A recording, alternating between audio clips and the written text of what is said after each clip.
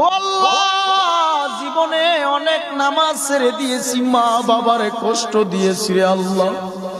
ও আল্লাহ, তোমার রাসূলের সুন্নতের মালা গলায় লাগাইতে পারলাম না রে আল্লাহ।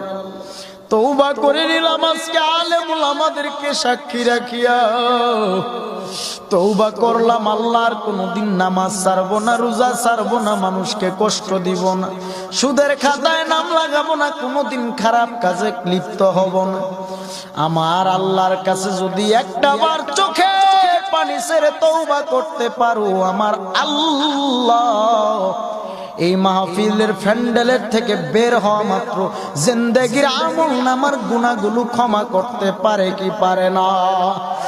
বলেন রহমান তিনি কে, রহিম তিনি কে, রাজ্জাক তিনি কে, জব্বারু তিনি কে?